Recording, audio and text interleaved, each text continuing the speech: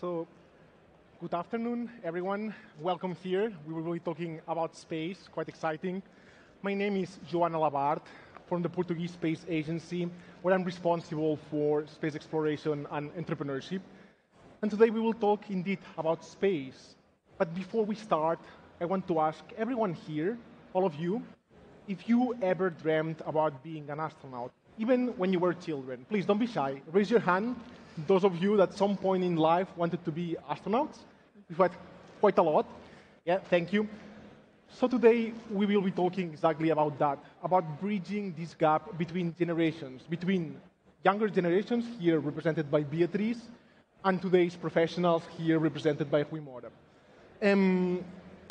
But before we start this discussion, let me also set the scene about space.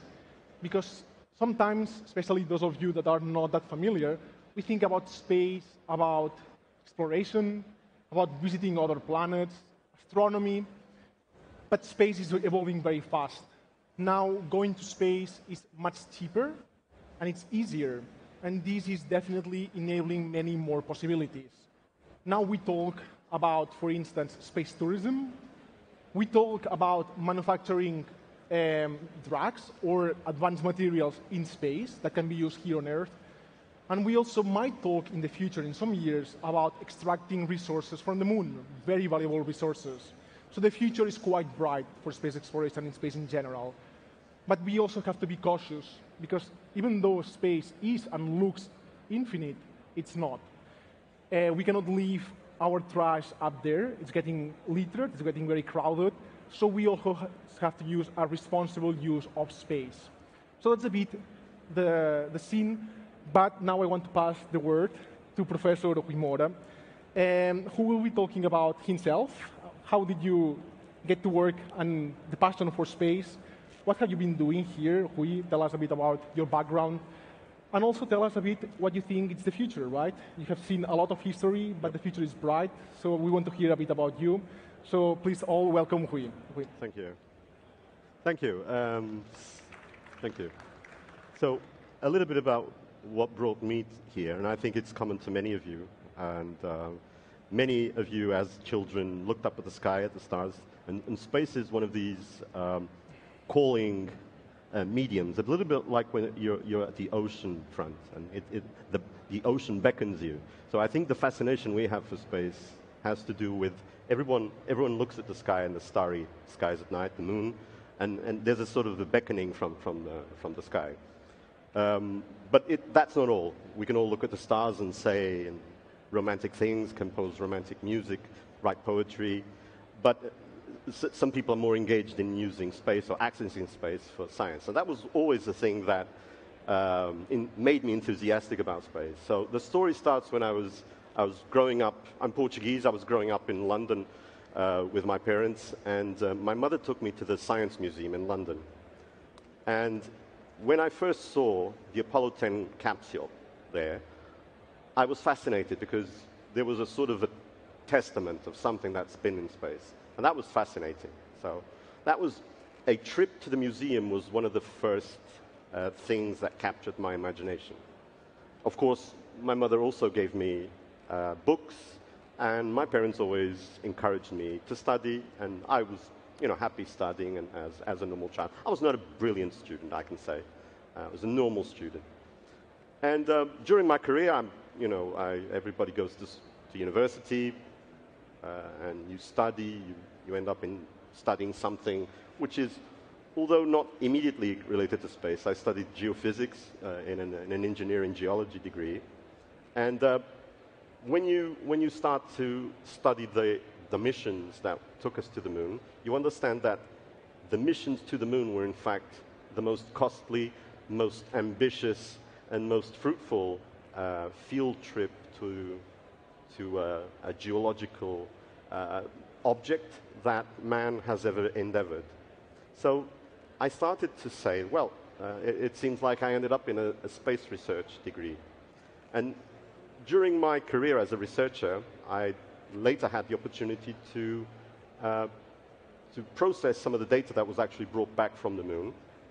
And since I was studying, going back a little bit in time, I also, while I was at university and school, I started to fly airplanes. So if you join science and flying airplanes, you immediately come to the concept of an astronaut. But Portugal, at the time when I was studying, was not part of ESA, so I didn't apply for ESA astronaut at the time. So there was no opportunity for a Portuguese person while I was growing up, after he has a degree, at least a master's, which is usually the minimum you can have to access space. And there was no chance for me to access space applying for astronaut. So I then later had the opportunity, and this comes with the new space that we have now at the moment, which is commercial space. And we have now companies that provide access to space, paying, of course, in a suborbital manner or in an orbital manner. So if you go to space in a suborbital rocket, the trajectory is basically a parabola, and it's a much cheaper flight. So you can access space for actually $500,000. If you go to space in an orbital manner, so if you want to orbit and go to the International Space Station, you need to spend, or government needs to spend, minimum $55 million. So at the time when I was already a researcher, there was a program in the United States which envisioned the possibility of doing microgravity research using the new suborbital platforms, namely those of Virgin Galactic and Blue Origin. So the prospect of going to space nowadays can be for both a private person who wants to see the Earth and the curvature of the Earth, but it can also, and it has been done already, actually last week a colleague of mine from my course flew to space to carry out microgravity experiments, similar to what Beatriz was doing also a few weeks ago, but obviously taking advantage of the access to space through Virgin Galactic's space rocket.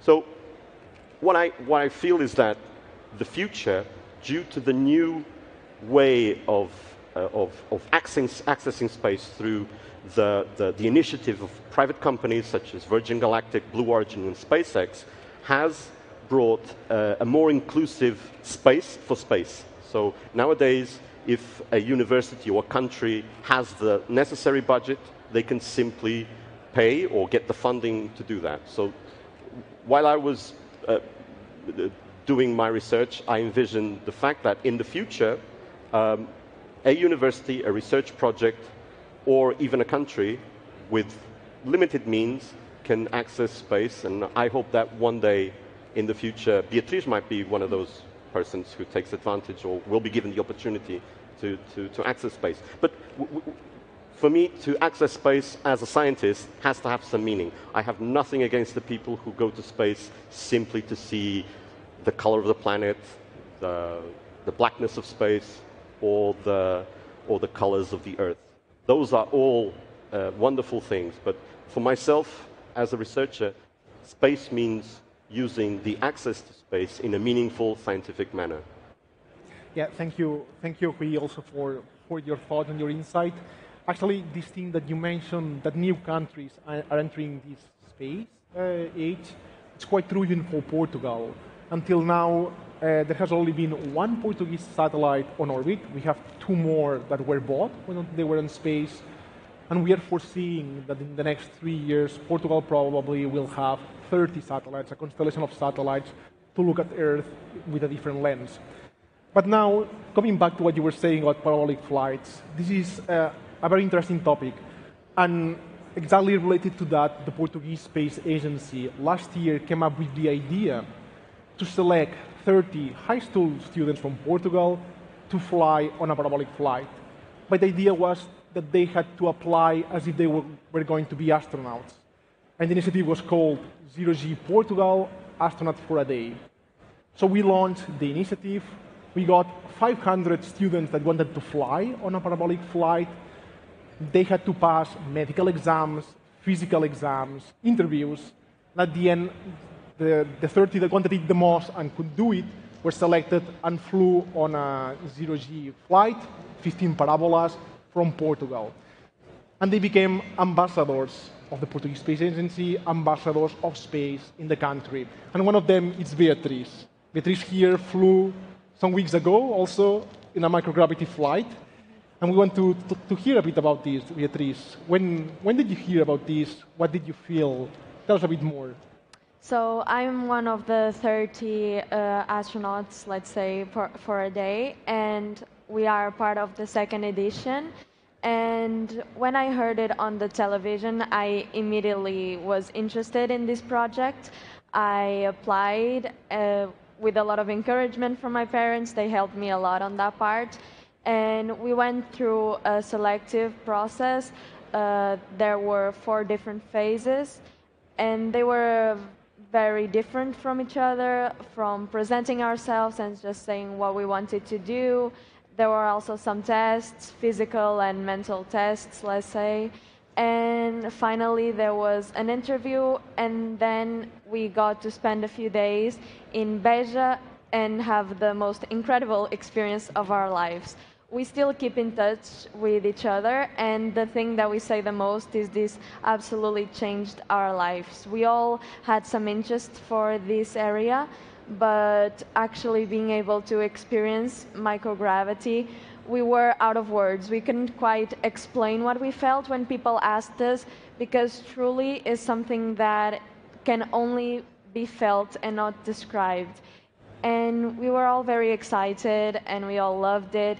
It definitely changed our lives for the better. I have liked space for quite some time. I started when I was young, and the first thing I heard about it was just the solar system.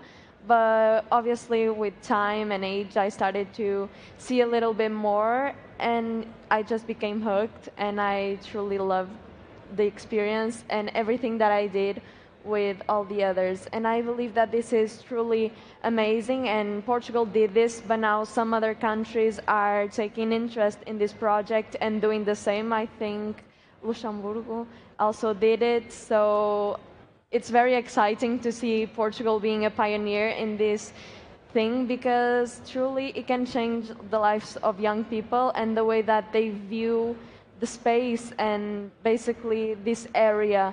Because I think a lot of younger generations don't quite understand or see it as something far away, because a lot of people have the belief that to be able to get to space you need to have amazing grades and go to a very difficult area in university. And this stuff that the agency does, this kind of programs, truly shows us that we don't need all of that. Anyone can truly, if they try try hard and they keep coming towards what they want, anyone can truly experience space, maybe not go to space itself, but still be very in this area, let's say. That's very interesting to hear, Beatriz.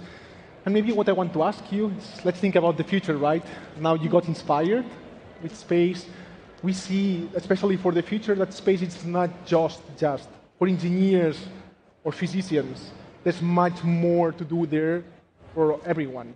And I want to hear, what are your plans now that you see what space is and what can be done? What do you think about that?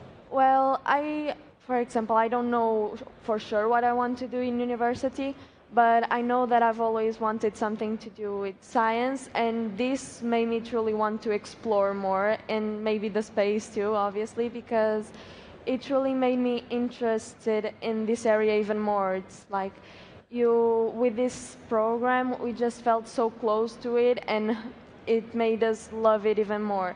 And I would love to see Portugal take on more leading roles in this kind of things that are closed space, like in some missions. It would be very amazing to see Portugal make a name for itself in this area, because truly it's an amazing area and it has some of the most interesting things. So I truly would love to see Portugal there. Let's see what the future brings, but that's a good challenge to do, and yes. It's really a good goal. Rui, you didn't have these opportunities when you were younger. How do you see the future? Because space is changing fast, right? It's opening doors to many other countries and society in general.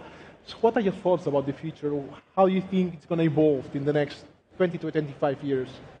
Well, as I said before, there's a sort of democratization of space nowadays, and it didn't used to be like that. Space was actually only accessible, it was only licensed for state operators. So we're talking about NASA, Roscosmos, ESA. So the fact that today we have private companies able to provide the whole package from launch to orbital operations and then to the recovery of a crew, so they take care of the whole process, makes it more easy for what we call nowadays emerging space nations. So nowadays, everybody talks about emerging space nations. Nations like Portugal, or it could be Ghana or Bangladesh.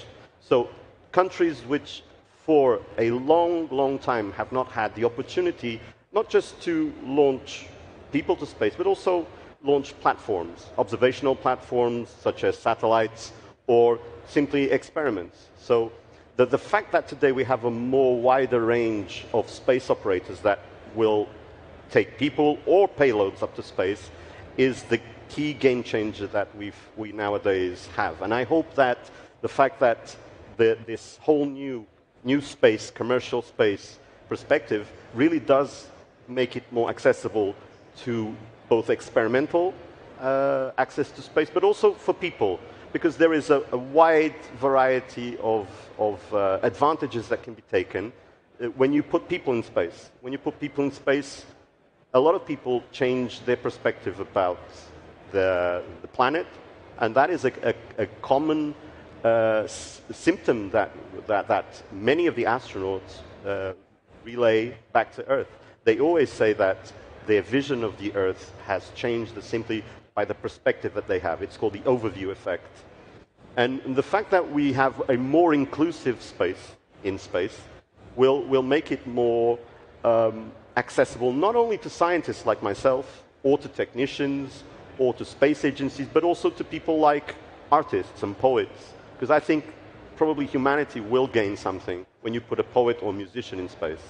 And I think in the future we will see that.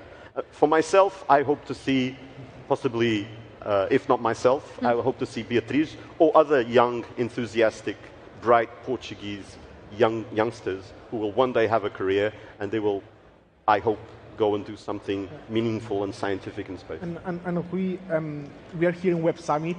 This is like the cradle of startups, entrepreneurs, investors. And it's also important to understand that space is not just science. There's a lot of business that can be done in space. In fact, actually, the amount of private investment in space ventures is growing exponentially, even in Portugal. In Europe, of course in the US, but even in Portugal. So what are your thoughts about this, about maybe a commercial use of space, be it for telecommunications, be it for Earth observations, but be it also a bit more on space tourism, on microgravity production? What are your thoughts? What do you think about these prospects? Yeah, I think space has space for all of those areas, of course. And so I do think that there are commercial opportunities for companies to capitalize on their access to space. Actually, since the 70s, it was calculated for each dollar that the US invested in their space program, and they spent a lot of money in going, for example, to the moon. But for every dollar that they spent, the return to their industry, their economy, was around between $4 and $7. Nowadays, it's even higher. So anyone who thinks about, well, how can I gain profit from accessing space, there are many examples of how companies can partner with other companies and access space. It's also, as I said, it's also an opportunity that you should partner, because the access to a vehicle is not only, it can be exclusive, of course, you can pay the whole vehicle to send up whatever you want, but in many occasions you can take the opportunity of a small payload volume and send up an experiment. So, but there are opportunities, obviously, in many fields, such as pharmaceuticals, software, of course, hardware that can be tested in space. There are many examples in Portugal of small companies that have produced small hardware items and software items that have benefited from their business in space. Okay, thank you, Rui. And Beatriz, coming back to you. Now thinking also ahead, if you were to talk to a policymaker about the future of space, what would you and your colleagues, what's the message that maybe you want to transmit, right? What's space for you? Why is it important or not? And how would you like it to evolve a bit? I think it's kind of hard to describe why space is important for me because truly I don't know why it interests me so much. It's just so grand that it's something that always spiked my interest. It's always something that it's so hard to describe that you want to know more and more, even though there's a lot of information, but when you think of space, you think of something infinite, and if you think of that, then we don't have much about it. And I just find that to be very interesting. And in the future, I think I'd love to see a lot of more new stuff from space. Like, I'd love to see it more on Earth, if that makes sense. Like, so you would like to see maybe more space looking to Earth, right? Trying to solve the problems that we have here. That's exactly. That's fundamental, yeah. I would like to see the space being used a lot on some stuff like that we could resolve on Earth. Yeah. So I know that a lot of things are already on use that we use, for example, satellites for GPS. And I would love to see how much we can do with those sorts of mechanisms to help life here on Earth. So that's a very good point to start looking at space really as an enabler where we can put platforms, where we can put satellites that answer the needs that we have here. That's essential. That's what Portugal, of course, is trying to do with the satellites it's developing. And that's what researchers are trying to do by developing a series of medicines, for instance, in space that are more powerful than what we can do here because we don't have gravity. That's a very good point at the end, right? It's the impact that space has to society. I see that you have a glove. I don't know if it's yours. Rui, do you want to comment? Yeah. Well, this is an actual space glove used on what's called EVA mission. So when they want to do something outside of the space station, this is an actual space glove from an Orlan Russian spacesuit. So this is actually a glove that is meant to be used outside. So Beatriz is the perfect model for this, and I hope she one day gets to wear one of these in space. And it was actually worn in space, and it's signed by a famous cosmonaut, Mikhail Kornienko, who spent 1 year in space to exactly research into how people and their bodies change through long-term duration space flights.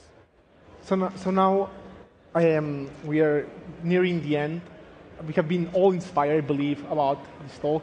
But I want to ask you again, if someone told you that in the next 25 to 30 years, it might be possible for you to go to the moon, even if it's just to orbit the moon, how many of you would go? I would go. There's quite some people, almost the same as they were in the beginning. Would you go, Rui? Of course, of course. Why? Well, as somebody connected to geosciences, I of course want to do geology, geophysics on the moon. It was done during the Apollo missions, but there is much more things to be done on the moon. We need to know what resources can be found on the moon. Obviously, there are not many rich resources on the moon. The resources that we need on the moon are to make life or a mission sustainable there. So we need simple things like oxygen, hydrogen, water. So one of the key issues I would like to go to the moon is to actually research and prospect the materials that we need to make a sustainable long-term duration mission on the moon. That's quite nice. What about you, Beatriz? Would you go? I would absolutely try to go to the moon. Maybe not for such scientific reasons, but I would love to have the opportunity, obviously, and it just would be amazing to even orbit the moon, like you said. It's a natural satellite that Earth has always with us, and I think it would be interesting to just see how it is, maybe just the surface, and observe how it is there, and if it was possible to actually be there, the atmosphere, the way that it is, and gravity there, I would love to experience those things. Okay, that's nice. So summarizing this panel a bit, what we have been discussing, space, really, the future looks bright. Cooperation is important. I think that there's room for everyone, for all regions, but also for everyone. You don't have to be engineers or physicians to work in space. And I want to perhaps finalize here. I have, let's see if I find it. I have a bit of cork, Portuguese cork. And you know that Portugal, some of them call it a country of explorers, but it's also one of the biggest, if not the biggest, producers of cork worldwide. Cork, it's used not only to seal bottles. Cork, it's the most important material to protect our rockets and our spacecraft from heat.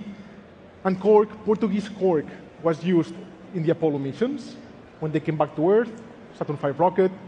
Portuguese cork was used in space shuttle.